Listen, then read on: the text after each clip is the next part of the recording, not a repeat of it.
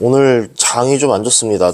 지금 시작한 게 하이닉스 9%, 삼성전자 6%, 마이너스 6%로 시작을 하는데, 제일 안 좋은 건 뭐냐면 반등을 줘야 되는 타이밍에 반등을 다 못 줬어요. 반등을 좀 세게 줘야 되는데 떨어진 폭만큼 나오지 못합니다. 스포츠에서 이런 말 하잖아요. 반격의 타이밍이 왔는데 이 반격 타이밍에 점수를 제대로 내지 못하면은 경기 힘들어집니다. 점수를 잃고 나면은 회복을 하고 싶은 심리가 있습니다. 안간힘을 다해서 이게 온 힘을 다해서 쫙 미는 반격 타임이라는 게 존재해요. 그래서 대중의 인기가 많았던 주식들은 한 번에 떨어지진 않아요. 분명히 반등 타이밍이 한 번은 옵니다. 그 반등의 크기는 얼마만큼이다라고 알 수 없어요. 반격한다고 해서 무조건 2골 넣는다, 3골 넣는다 보장할 수는 없잖아요. 어떤 해설가라도 몇 골 정도는 넣고 반격을 할 겁니다, 이렇게 얘기할 수 없는 거죠. 대략적인 흐름은 보입니다. 뭐 크게 변수가 많이 존재하지 않는 한은 이 반격이 부실하거나 힘이 없을 때 영 상황이 좋지 않다라고 표현할 수 있죠. 지금 흐름 상황에서는 반격을 해야 되는 타이밍이 한 2주 정도 있었는데 그 2주 동안 반격이 굉장히 부실했다. 증시가 왜 올랐나부터 체크를 해봅시다. AI로 인해서 이례적인 이익 성장이 있었습니다.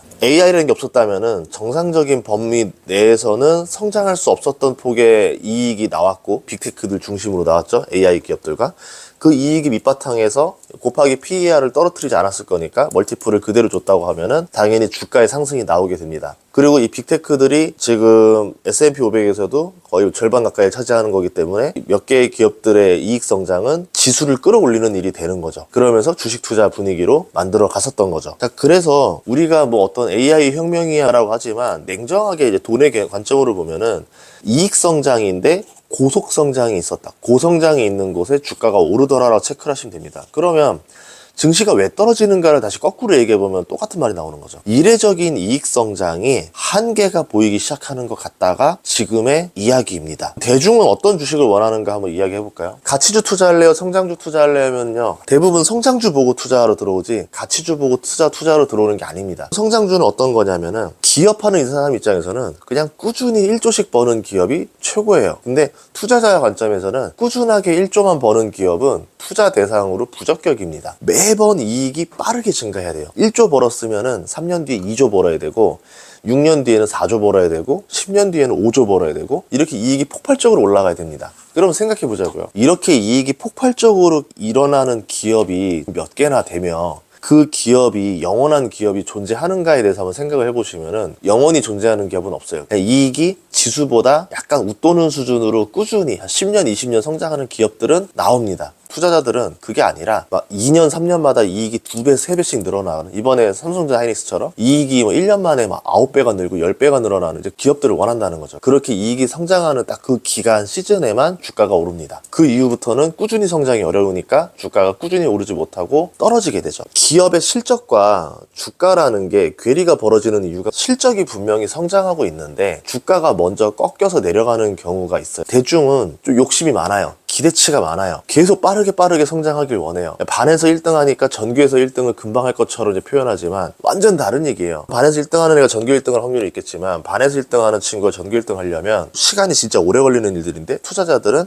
그게 당장 이뤄진 것처럼 당겨서 생각합니다. 그런 다음에 현실적으로 뭔가 나오지 않고 전교 1등이 안 될 것 같다라는 한계성이 보이기 시작하니까 먼저 떠나는 거죠. 성적은 오르고 있는데 투자자들은 먼저 빠집니다. 아, 이 친구 우승 못하겠네, 빼. 돈은 더 냉정하다라는 거죠. 기업과 투자의 괴리를 이해해보시고 보면 좋을 것 같고, 또 하나는 지금 증시가 왜 흔들리냐면 이례적인 성장의 한계 신호들이 어떤 건지, 첫 번째, 비용의 증가라는 게 나옵니다. 마이크론이 영업이익률 90% 얘기를 하면서 나왔는데, 영업이익률 90% 이상을 제조업이 내는 게 말이 되는가, 더 이상 낼 수 있는가 해서 이미 벌써 빅테크들부터 반발이 나기 시작하잖아요. 그 반발을 먹어가면서 더 이익을 늘릴 수 있는가에 대해서 의문점이 있는 거고, 또 하나는 지속적으로 꾸준히 벌 것 같아요는 투자자들한테 매력적인 단어가 아니에요. 그러니까 2027년, 2028년 매출과 이익이 똑같을 것 같아요 라는 단어는 이제 던지고 나오세요 라는 신호지, 그게 29년, 30년 똑같이 매출 이익이 똑같을 것 같아요, 그러니까 이제 이게 장기의 개념이니까 투자하셔야 돼요 라는 거는 그 투자 원리에는 맞는 얘기가 아닙니다. 계속 성장을 해야 된다는 얘기거든요. 그게 안 나오고 있다라는 거고, 반대로 그럼 빅테크 입장에서도 보면 반대로 이제 하이퍼스케일러, AI 투자하는 기업들, 이 비싼 비용을 과연 내면서 짓는 게 돈을 받을 수 있는 시스템이냐에 대해서 계속 퀘스천이 붙고 있는 거죠. 비용 상승을 억제해야 됩니다. 램 가격 누르고 GPU 가격을 누를 수 있어야 되는데, 그렇게 되면은 나쁘진 않은 신호는 될 거예요. 그런데 생각보다 그게 어렵죠. 왜? 기술적인 독점과 한계가 존재했었으니까.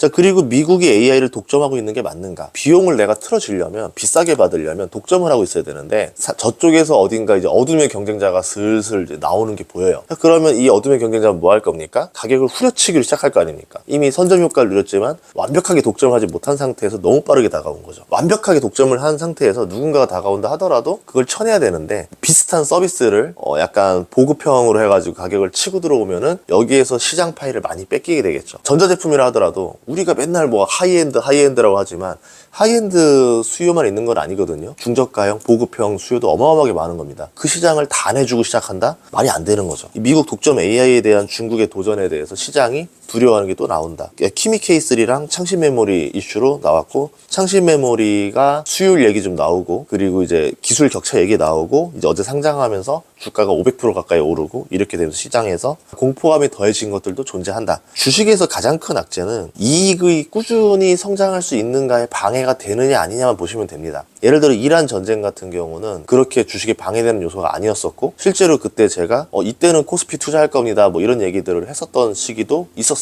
AI 초창기 때는 엔비디아 지금 사야 됩니다라고, 아마 엔비디아 사라고 제일 빨리 말하는 사람 중에 하나였었을 겁니다. 투자해야 되는 타이밍들은 존재해요. 공포를 먹어가면서 들어갈 때가 있는데, 이익의 성장이 시작되는 시점에서는 먹어도 좋지만 이미 벌써 남들 다 먹고 다 먹은 거 그거 뒤따라 들어가는 거에 대해서 그거 지금 사세요라 얘기하는 거 아니라는 거죠. 비용 상승 억제해야 되는데 전기료 억제할 방법이 없습니다. 더 오를 것 같아요. 계속 부족해요. 그래서 이번에 오픈 AI 투자 얘기가 나오면서 또 엔비디아가 이런 얘기 하더라고요. 그 스타게이트 쪽인가요? 오픈 AI 쪽으로 해서 5천억 달러인가요? 이 정도의 규모의 지금 사이즈 사업이 있는데 이거를 지금 투자를 해야 된다. 그리고 그 중에서 2,500억 달러 정도를 엔비디아가 투자를 할 것 같다.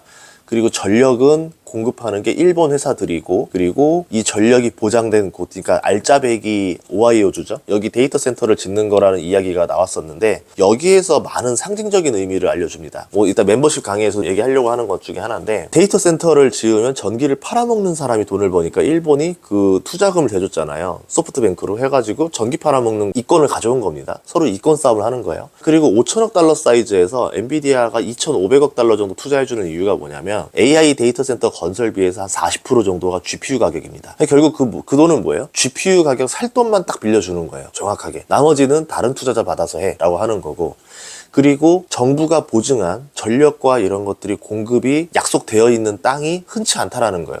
AI 데이터 센터를 황무지에 지면은 전기부터 용수부터 내가 다 공급을 해야 되는데, 그 인프라 비용을 내가 떠안는 거냐 정부가 떠안아 주는 거냐에 따라서 달라지는 거죠. 그러니까 인프라가 약속된 땅에서만 AI 데이터 센터가 들어가고 싶어 한다라는 것들이 있습니다. 그러니까 전력 문제도 정해져 있고 용수 문제라든가 이런 것들이 나올 수 있다라는 거고, 한국처럼 금리 인상 늦게 하면 안 된다, 연준도 빨리 해야 된다라고 하면서 한국의 어떤 사례를 얘기했었어요. 이 얘기가 뭐냐면, 금리 인상을 좀 빨리빨리 하라라고 압박을 주고 있고, 엔화에서도 163엔이 넘어갔는데 일본 보고 금리 인상 저렇게 천천히 하지 말라라고 시장에서 헤지펀드들이 압박을 하는 겁니다. 금융의 흐름이라는 거가 전 세계적으로 미국, 일본, 한국 다 통틀어서 금리 인상 속도를 더 빨리 가야 돼 라고 지금 압박을 주고 있잖아요. 얘네들이 원하는 게 뭐겠어요? 금리 인상 빨리빨리 가야 돼 라고 하면은 결국은 그 돈을 회수해야 돼, 유동성을 줄여나가야 돼, 이런 얘기들이잖아요. 그런 식으로 여론이 서서히 조성이 됩니다. 그러면 어쩔 수 없이 이제 금리 인상 속도를 정상적으로 가던가 조금 더 당겨가던가 이렇게 되면 시장에서는 돈의 여유분이 줄어드는 거죠. 돈의 여유분이 줄어든다는 거는 올라갈 주식이 10개였던 게 7개로 줄어들고, 10개였던 게 5개로 줄어들고, 또는 이제 실적 대비 과도하게 올랐던 주식들은, 기대감으로 올랐던 주식들은 떨어지게 되는 거죠. 기술주들 다 떨어지고 있지만 제일 많이 떨어진 것들이, 이익이 밑바탕은 안 되는데 기대감이 컸던 것들이 먼저 떨어집니다. 제일 많이 떨어진 게 우주. 돈 벌어들이는 것 대비 기대감이 너무 높았고, 그 간극이 한 5년 정도 된단 말이죠. 그리고 뭐 소형 원자로도 많이 떨어졌어요. 왜냐하면 얘네들도 5년 뒤에 돈을 버는데 이익이 많이 떨어졌고, 그리고 로봇도 그렇죠. 실질적으로 돈을 만지거나 멀티플이 정상으로 돌아오려면 한 5년은 걸릴 것 같은데 얘네들이 이익이 많이 떨어졌었고, 거기다가 이제 AI 기업들도 뭐 상장한다, 만약에 클로드 상장, 오케이, 오픈 AI 상장까지 하고 나면 과연 시장에서 그걸 어떻게 봐줄까요? 스페이스X 사례로 봐줄까요? 엔비디아 사례로 봐줄까요? 아마 여러분 생각이 맞을 거예요. 그러니까 이익이 당장 지금 캐시를 벌고 있는 기업들, 지금 뷰티는 계속 오르고 있어요. 시장에서 흐르는 금리라든가 유동성이 줄어들 때는 확실하게 돈을 벌고 캐시를 당길 수 있는 기업들에게는 돈이 들어오고 있고, 그게 아니라 먼 미래에 돈을 벌 거야 라고 하는 기업들한테는 좀 나중에 찾아올게, 그러면 나중에도 시간이 있는 거잖아 라면서 돈이 먼저 빠져나가고 있다. 그래서 지금 낙폭이 크다라고 보는 겁니다. 그래서 뭐 어떤 종목이 얼마나 어떻게 오를지에 대해서 정확히 말할 수 있는 것들은 아니지만, 이런 정도의 흐름의 답지를 보고 나서 내가 생각하는 기업이 이 큰 흐름에 부합하는구나, 부합하지 않구나 정도는 알 수 있잖아요. AI 투자하고 싶다 그러면은 AI 안에서도 금리 인상이나 비용 증가나 현금 흐름이 어느 정도 원활히 잘 들어오는 그런 기업에 투자를 해야 되는 거고, 그러면서 주가도 아직 이익이 성장하는 구간의 시작 부분에 있는 것들, 그런 거 위주로 투자를 하셔야 되는 거고, 그렇게 막 가리고 나면은 투자할 기업이 그렇게 많지가 않습니다. 그러니까 결국은 월가든 뭐 국내 기관이든 뻔할 뻔이죠. 돈이 어디로 쏠릴 수밖에 없는 것들이 나오는 거고, 그 쏠림 때문에 실적 대비 주가가 말도 안 되게 펌핑이 돼가지고 괴리가 벌어지고, 그 괴리가 오래 갈 수는 없는 거고, 결국은 괴리가 오래 가지 못하니까 주가가 다시 또 꺾여서 내려와서 실적에 어느 정도 밑받침으로 들어오는 거고. 그 실적이라는 거의 장점, 기본기가 탄탄한 팀들은 실점도 덜 할 수 있고, 언제든지 골을 넣을 수도 있고, 다시 한번 뭐 다음 월드컵에서 다시 또 좋은 결과를 낼 수도 있는 그런 가능성이 존재하지만, 기본기가 없는 팀인데 어떤 흐름, 운빨, 여러 요소들이 있잖아요. 막 흥이 붙으면 난리 나는 팀들, 이런 것처럼. 그런 기업들은 기본기가 없는 상태이기 때문에 무너지면 크게 무너지고, 다음 월드컵에 출전할지도 알 수도 없는 거고,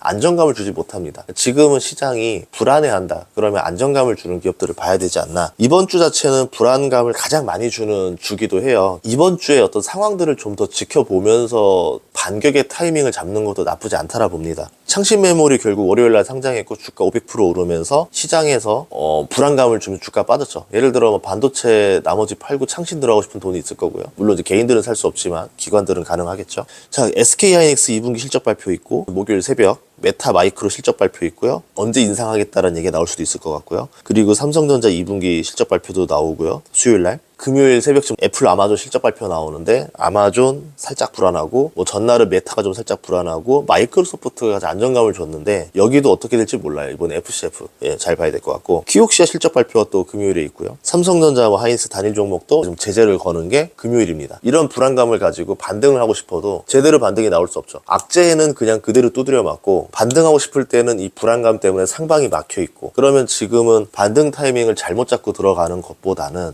뭐 분할 매수를 한다던가 이런 전략을 쓰는 방법이 제일 무난하고, 늦더라도 지켜보고 하거나 하는 게, 만약에 저라면은 아직 성장하지 않은 것들, 다음번에 돈을 많이 벌 수 있는 것들, 이런 것들을 찾아서 천천히 분할 매수하면서 시간을 기다리면 어떨까 싶고요. 주식할 때 제가 많이 쓰는 단어 중에 하나인데, 와신상담이라는 단어가 있습니다. 당장 복수할 필요 없어요. 오늘 내가 잃었다고 내일 복수할 필요 있는 거 아니에요. 분명히 좋은 타이밍 오니까 원금을 잘 아끼셨으면 좋겠습니다. 다음 시간에도 좋은 정보로 찾아뵙겠습니다. 구독과 좋아요, 알림 설정 부탁드리고요. 영상 다시 찍도록 하겠습니다. 고맙습니다.